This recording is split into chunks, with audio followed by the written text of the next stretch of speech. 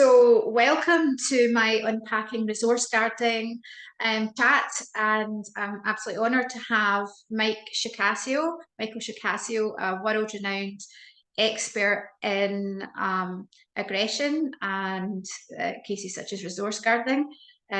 He's a major keynote speaker in different conferences, and thank you, Mike, for joining me on this. Thanks for having me. I'm excited to have this conversation. So yeah, let me know if my Scottish accent's getting in the way. So I thought we would have a really general chat for um, for dog owners, for veterinarians, and for trainers on a term that's labelled resource guarding. What is resource guarding to you as an expert? How would you describe that? Yeah, it's one of the most common issues I see in my practice. It's basically when a dog is using behavior, can be aggressive behavior, to keep somebody or something away from something they value. So they might be food or other things, but it's something that they find of value that they don't want to lose because it's a resource to them. And humans do the same thing. We saw it during the pandemic, of course, with Yeah. things like hand sanitizer and face masks that were in low supply. You saw a lot of people resource guarding those items as well. So we can kind of think about it in a way that it's stuff of value to us that we don't want to lose. Yeah, so distance seeking behavior to keep that Right. threat away, They want essentially. the Threat. scary thing or threat, Yeah. basically a threat to their resource to stay away. Okay. So is this quite normal dog behavior? It's absolutely normal behavior. It's actually normal behavior for almost all species out there because it's a survival mechanism. Survival. So Hmm. through evolution, we wouldn't survive if we didn't have some resource guarding behaviors sort of hardwired into us. In Yeah. that it's used to help us maintain resources so we can survive. So for dogs, it's quite normal. For humans, it's quite normal. For dolphins, it's quite normal. So for survival, it's actually a normal part of behavior. Yeah. And when we're not threatened, then we don't have to display that aggressive behavior, right? Yeah. When we as humans we learn to understand each other and to accept that, oh, actually that person's got their dinner right now, or they're enjoying a Mhm. nice glass of wine, I'm not going to go and take it from them.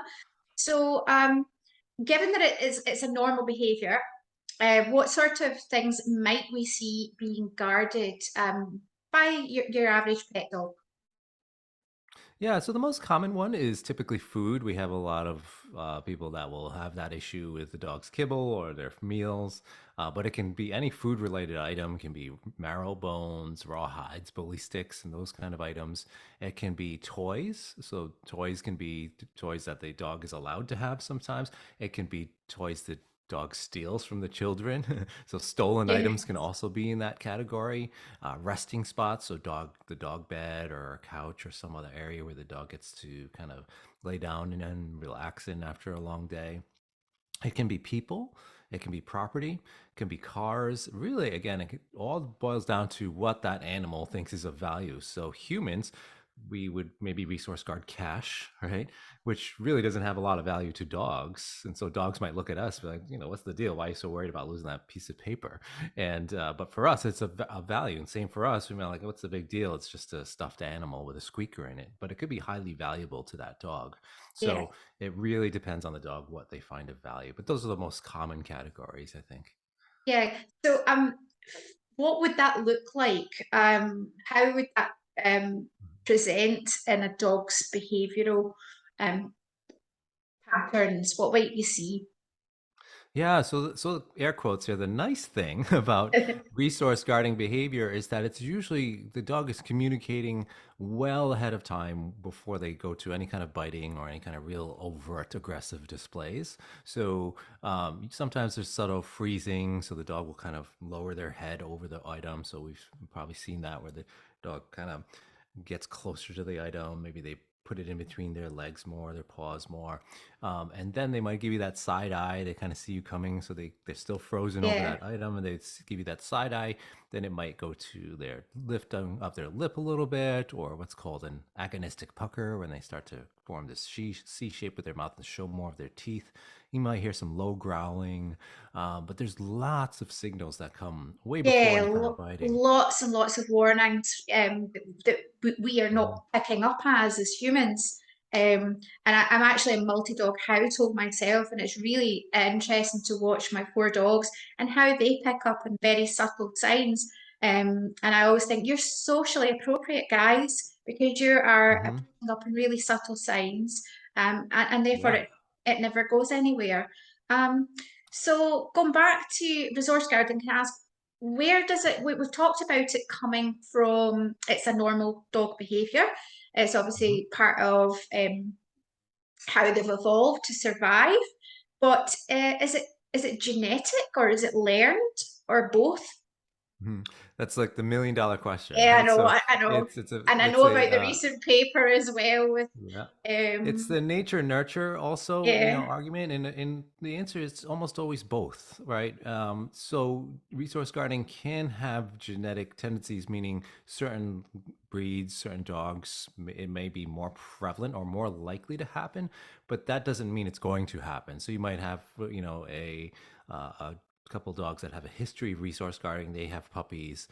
There's a potential for a higher likelihood of resource guarding behavior, but again, it doesn't mean it's going to happen. Much can be in the environment as well. So if people leave the dogs alone while they're eating and there's never a threat, there's going to be no reason for the dogs to actually guard anything. But if we start, messing with the dogs and doing things we're not supposed to do, they might be more likely to display resource guarding. So yes, it can be genetic, and I think for most dogs there is some level of resource guarding that's they're going to be prone to. Again, it's survival, so it'd be kind of odd for me not to see it in dogs. yeah, So it's actually a very easy behavior to elicit because of the dog's propensity to do it. Most dogs are going to do it to some extent, but not all dogs go to biting. So a lot of us yeah. as humans don't notice the subtleties, but they are actually trying to say, "Hey, get away from my food or my Yeah, toys." and that predictability is really something Mhm. then that has prompted me to do this and reach out to you, because we shouldn't be seeing it to the level that, well, I'm certainly seeing it, and it's possible that you're seeing. Um, just slightly stick on genetics before we swiftly move on. Mhm. Um, I personally have seen a lot of golden retrievers, Mhm. spaniels, and some mixed breeds to a lesser extent, um, that are showing signs of an increased resource guarding behaviour. What's your experience of that? Would you Yeah, yeah. There's similar? actually been some studies done. There was a study not so long ago on golden retrievers showing a higher likelihood for resource guarding. So there is some data and research that indicates that some breeds are more likely to do it. Nobody knows quite exactly why, but there are some genetic markers probably in, for instance, some lines of goldens. I certainly have seen it in my practice where a higher prevalence of goldens and usually represents as or presents itself as a more intense level. So instead of just the growling, that you might get more higher levels of biting or more intense behavior behind the resource guarding. So Mhm. yes, some breeds are more likely to do it, and that's, again, it's with dogs with so many different breeds. It's kind of easier, again, air quotes, to get certain behaviors because as humans we've selected for behaviors in many breeds, right? So if you get a nobody would think twice if we have a Labrador bringing you their toy or ball and bringing it over and dropping it in your lap. It's pretty normal like behavior for that breed. Or if we saw a border collie sort of running around trying to keep the kids in the backyard, so they're herding the kids. Again, fairly normal. So what can happen in other breeds like golden retrievers, we might see that start to creep into all of the population because again, genetics is something that it's not as difficult to see carry out in certain behaviors with certain dogs. So yes, to answer your question, yes, there are certain, I think, genetic lines right Yeah. now, especially in And Goldens. I'm sort of deviating slightly in that what springs to mind as we're having this chat is, I think, breeders. Hmm. education of breeders of early Yes. intervention to change the pathways through learning new behaviours such as drops and swaps would be beneficial. So I'm Hmm. slightly going off piece there, but would you agree with that early education Yeah. coming even from breeders at the very grassroots? Hmm. Yeah, I think if there's an awareness that there's a potential for this to happen in there, especially a line of dogs they're breeding, Yeah. definitely preventative maintenance can be very helpful. So working on saying this could likely happen, so let's work on some things to prevent it from actually surfacing. Hmm. So let's preventative about, and we can talk about how to prevent it and techniques for Yeah. mitigating potential for resource guarding. But if they did that early on, it could be very, very helpful. Yeah, it certainly would. So even with genetics playing that role, essentially the nature nurture it is predictable, and we can change a lot of that. So we're not stuck with genetics per se. Hmm. Um, Often I get resource guarding as the initial telephone call or the initial message. But actually, once I do my assessment, I start to have little alarm bells thinking, is this just what it says on the tin? Or is there more? Hmm. Um, and quite often I feel that once I have put in place, for want of a better word, protocols and treatment plans of counter conditioning and drops and so on, management, I'm quite often left with other issues that are unresolved. Um, can you relate to this aspect, perhaps in relation to pain? Yeah, and that's an important point you bring up because there's often some other underlying motivations for the aggressive behavior that might look like it's resource guarding, but there's actually something else going on sometimes, and that's why we will often work as a team. You know, we work as teams as trainers and behaviorists with veterinary field, and then of course the pet's guardian, because we need all of this information to form a robust plan that's going to help the animal in every way we can. And if we miss that, like for instance, if we were to take a resource garden case and we didn't notice that there's an underlying pain issue, and so let's say the dog has a propensity to guard their dog bed, so they go off, they're at the park all day, they're running around, they're having a good time. They come home and they're on their dog bed and they're laying down, and then the owner goes near them and the dog growls at them. And suddenly it might look like resource guarding, and it very well could be, but it also could be pain related, where the dog's saying, ow, I need a moment to rest here. I've been running around all day, my hip hurts, or I've got this ACL issue or something going on. And they just don't want to get up because they're resting. They're actually maybe in pain or discomfort. And so what humans sometimes do is they go over and pet the dog, or they'll ask the dog to go, or they'll move the dog. And that can start to actually elicit an aggressive response because the dog simply is in pain. Things like that. GI issues, there's another big one where it's, the dog might have an underlying issue that is causing discomfort in that area, or excessive hunger. Certainly medications and other underlying medical issues can increase hunger or thirst.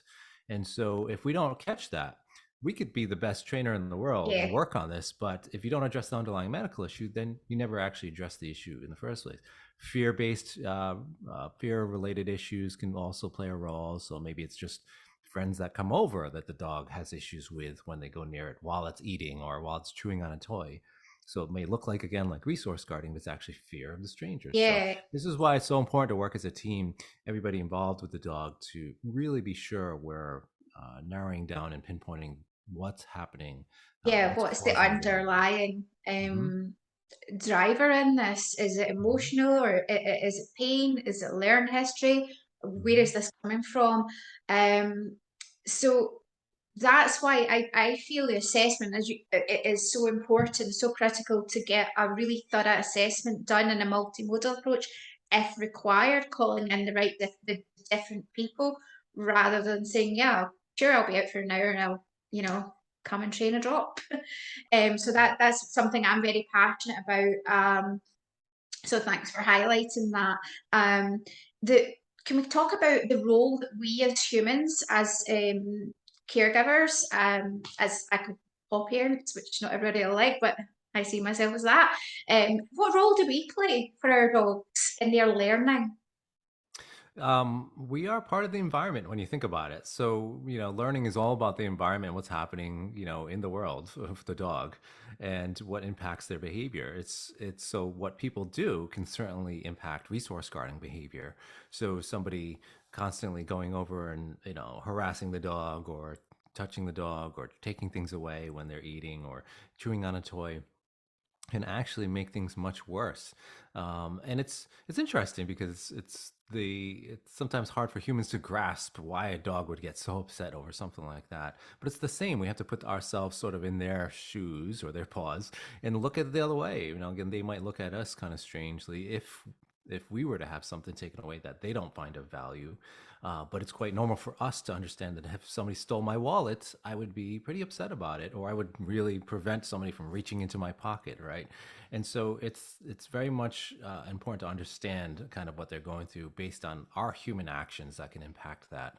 And I think it's a lot of my clients sometimes need to think about that for a moment about how their actions can actually make it worse. I'll give you one good example is dogs that steal stuff. So you get a young puppy or you adopt a new dog and the dog's grabbing your socks or your shoes or thing or something more valuable like your cell phone or your eyeglasses or something like Pens that. in my house. Yeah, and so what Yeah, do? We kind of panic because we don't want the dog swallowing it, and so we chase yeah, after the dog and we grab the thing out of the we grab our cell phone back, and some of us might say no or yell at the dog or so what happens though is our actions actually can increase the value of that object. So the cell phone at first is just like okay, it's just this new object I'm tasting and or trying out and seeing what it's all about.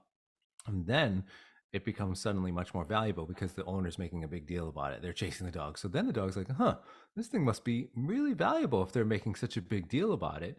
And what happens maybe first is a chase game. The dog's like, all right, I'm going to run away. But then it constantly predicts losing that item, the fun yes. stopping, and And the possibly hand reaching punishment. in, and Yep, yeah, then it can actually escalate the behavior. So it actually can make it worse, and the dog will actually start to guard everything they steal.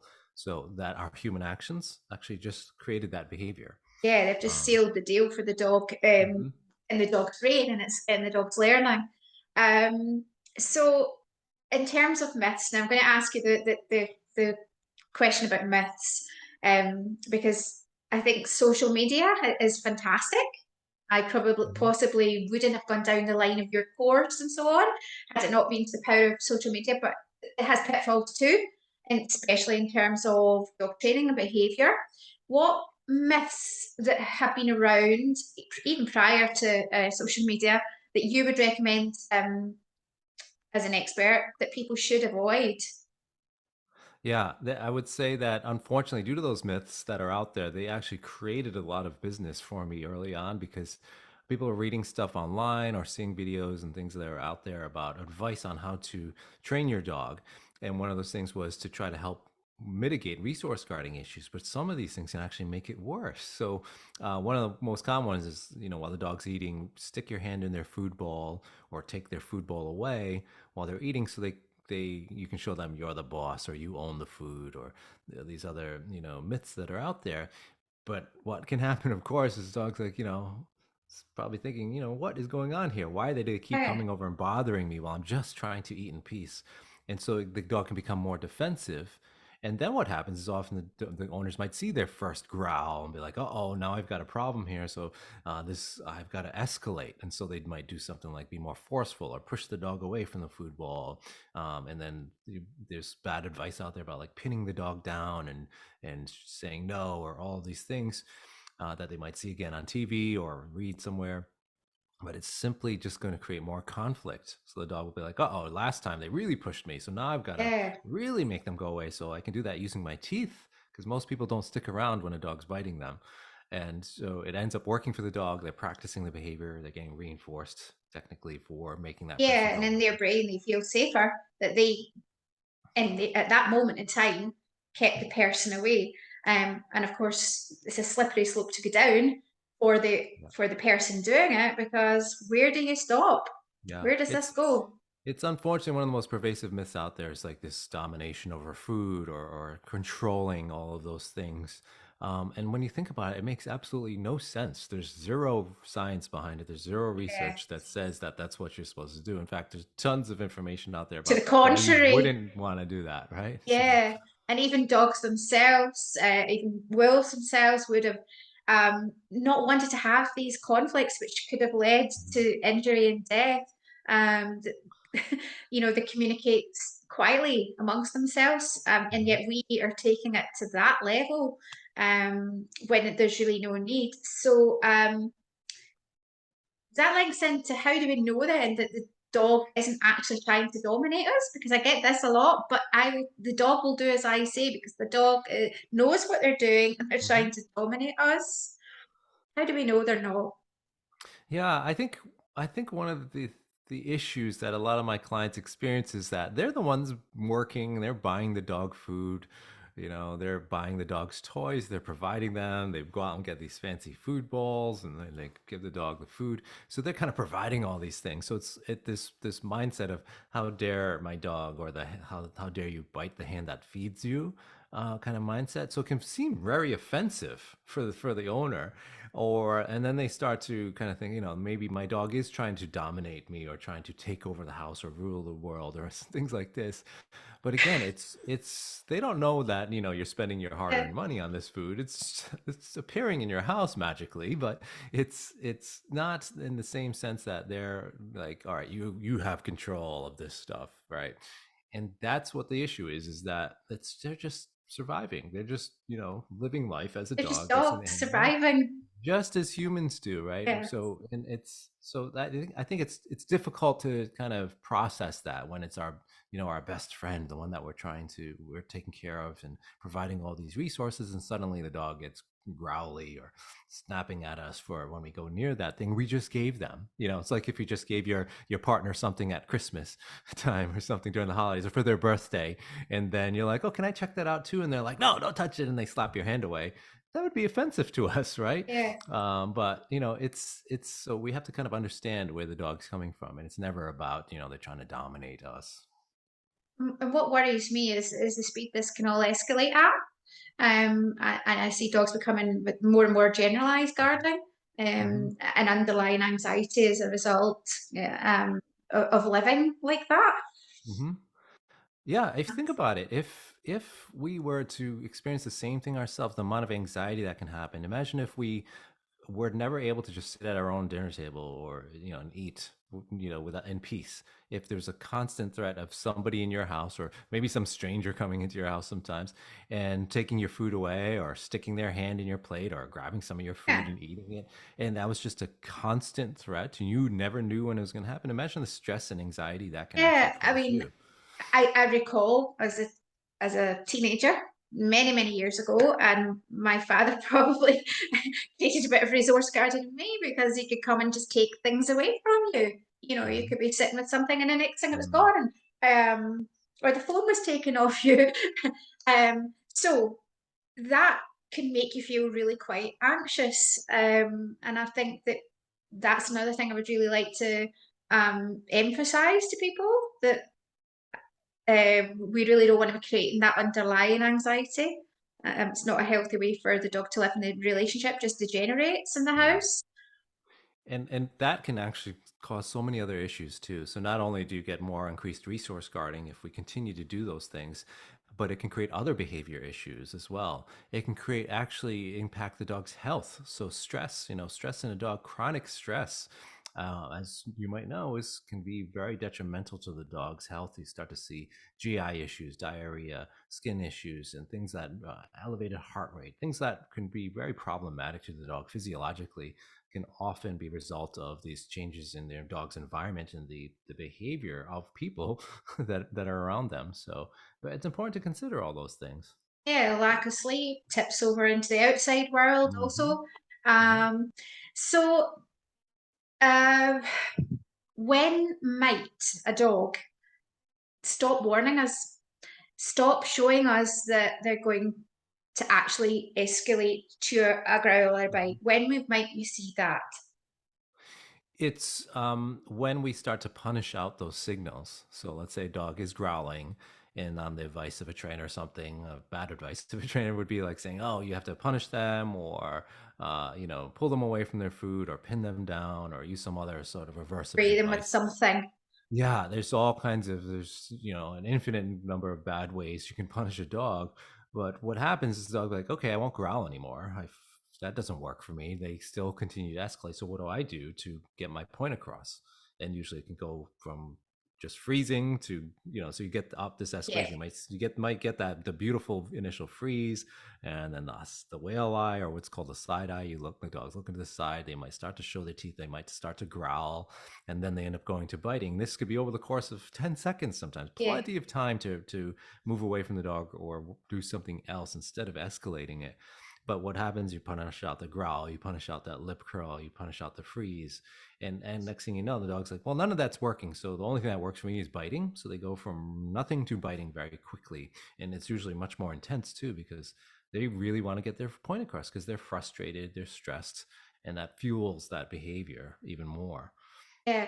So I know that you've got background before you do what you do now with rescue dogs. I've got a similar background myself, and I guess before I even had studied and knew much, I kind of knew to pick up on these signals and to thank them and think, well, what did I do to elicit that? What can I change in the environment? What can I change about me to make these guys feel safe? So I think it's important that we always, if they've gone too far, if and we haven't picked up, it's really down to us for not picking that up. Mm-hmm. So I think, Absolutely. yeah. Um, so going back to setting learning pathways, set our dogs up for success right from the start with your little puppy. Puppy class, do a drop and a swap. Are these good things to be doing with our puppies right from the start? Absolutely, because puppies are going to do that. They're going to explore the world with their mouths and their teeth, and they want to grab things. And so we have to teach them that what's appropriate to chew on and to explore, and what's not. And using drop is one way of getting those items back without escalating it and resorting to anything that's going to be forceful. Also, it's teaching the dog that, hey, if I give this item up, it's not a bad thing. So And if I and give I it might away, get it back. exactly. So Yeah, obviously with puppies, just like toddlers, we manage things. We wouldn't expect a 2-year-old toddler to know the difference between, a toy and maybe a steak knife at that age. They're exploring the world. So we want to do the same thing for our yeah, puppies at a certain age, set them up for success. So if they are grabbing your cell phone, teach them to bring it to you so they don't escalate stealing the cell phone. But then you manage the cell phone so you don't give it your puppy access until they get to the age they can kind of know the difference between what's their toys and what's your toys. So yeah. they don't destroy your toys. And I always say to people, pick your battles as well. You know, if they picked up something and it's not such a big issue, give them it back. Let that be the learning pathway that Right. actually, I gave something back and I got it back. So I'll repeat that behavior that worked for me. And that's Meanwhile, why better management. Yeah, and that's why most dogs aren't going to guard their own toys. So have many clients that Yeah, have the dog will guard the kids' toys. They go into the kids' room, they steal like a stuffed animal out of the kids' room, but then they don't do it with their own stuffed toys or their own tennis balls or anything that we give them. The reason why is when we're playing with our dogs or we get them toys, we try to get them to engage in play. So we throw that tennis ball back. We play tug with that stuffed toy, or we give it right back to them. So the dog never feels threatened that they're going to lose it. But when it's the kids' toys, what happens? The kids come running and screaming, Fluffy's got my toy, or chasing them around and the so house. they go and try to wrestle it back, or you as a parent go and try to wrestle it back, and suddenly the puppy's learning that, this is interesting. I got the biggest response out of my owners when I stole this item. So let me try that again, because we played this exciting game of chase at Fun. first. But Mm-hmm. then it It escalates because escalates. people Yeah. sometimes resort to punishment or a negative outcome for the dog when they lose that item, on top of losing the item, right? Yeah. So, as an expert, uh, for in this field, what would your main piece of advice be if you could say it in one or two lines that you could give to everybody? Yeah, I think it's very important for understanding. of the dogs, understanding, and then patience and kindness, right? Because the thing that actually makes this much worse is the opposite of all those things. So impatience, trying to rush through this, changing this behavior, or teaching the dog in a way that doesn't understand where they're coming from, why they are guarding a particular item. And then kindness, taking our time to say, okay, I understand you find this of value. Let me help you work around this. Yeah. Let's start And teaching you what to do instead when I approach. and um, there's just one wee question that just keeps coming into my head, and it's something that people say to me a lot, which is now my dog is bringing me things, and I Hmm. think because they get rewarded for giving me things. Yep. It's still better than biting. Yeah, and if That's what you've I got tell a, you. I said it's an I'll take it early all day retrieve. I'll long. take. Yeah, yeah. It's an. Yeah. I've If got a Labrador, so it's an early retrieve. I'll take that as a Mhm. win.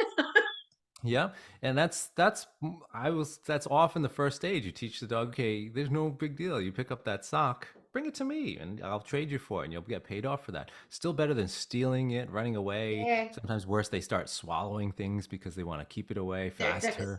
And quickly of course, ingesting it. Yeah. it's a good trip to the vet to have that item removed. So it's yeah, it's teaching that retrieve is not a bad thing. It's actually a good thing because it's better than biting. Of course, then we teach the dog, okay, when you see a sock, if you leave it alone and you never touch it, I will still reinforce that. So great choice there, right? And then, of course, teach the dog if people approach when they have something of value, good things are going to happen. So most of the time, the treatment for this is very similar. You're approaching, tossing something higher value to the dog, like little bits of sausage or hot dogs or whatever you have, and the dog starts to learn that when you approach, good things are about to happen. So, dog's eating in the food ball, toss a treat, walk away, rinse and repeat. And suddenly, it's just like Your you're at the appearance is bank, right? fabulous. Let's use an example, right? You're at the bank and you just got a bunch of cash withdrawal, right? And some strangers like lurking behind you. What do? Your subtle signals, just like the dog might freeze and you hold it a little closer because you're a little concerned about that person. But those are our signals. We don't go right to just punching the person because they're lurking nearby, right? Because we have that person hasn't created that history with us. So you can see the parallels here with Yeah, dogs. So what would happen if that person's like, hey, excuse me, and they hand you, another bundle of cash, and then they walk away, and then you're like, huh, that was interesting. So next time you go to the same bank, same thing happens. same You get person. your withdrawal, you get your paycheck for the week, so you get your cash, you're going home, and then another stranger comes by. You're like, that person looks strange. They come up to you and like, here's a bundle of cash, and they walk away. Pretty soon, you're going to be looking forward to strangers That door walking up to opening and you that at the person bank. coming. Yeah, That's exactly how you treat resource guarding with dogs. Is that you're always bringing something of higher value. Pretty soon, the dog's like, "Forget about the kibble in my ball. What do you have?" And then you completely changed how the dog feels about approach. So, works well with most of your cases. Just that so little thing. even when we don't have resource guarding problem, um, for sake of a better label, we can still help prevent that by our appearance being a good thing. Yeah, it's great to start with Frightening. puppies, any dog, rescue dog, even if it's an adult dog that's coming into your home that doesn't have any resource guarding issues, do it anyways. It doesn't have to be often, just once in a while. You're walking by their food ball or their toy or their dog bed. You drop a little treat or a cookie and you walk away. And soon you're going to really mitigate any potential for resource guarding issues. Yeah, and a final thing, very simple thing. When it's feed time, pop it down, let them be. Would you Yep, agree? absolutely. There's no need to bother them at all. Right? It's It's just the like when we want to highlight of eat in their peace. day. Leave them alone. Let them enjoy it. Well, Mike, Absolutely. this has been a fabulous chat, and I look forward to sharing it with people in my area and with the local vets. So fabulous to finally get to speak to you, and I'm looking forward to when you bring out a new course. I keep thinking, when is he going to bring out a new course? I want more. Um, Obviously, you've got your monthly thing, which I'm going to do.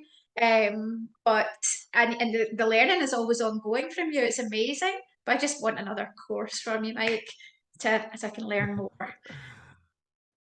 I appreciate it. I appreciate this opportunity. Thanks so much.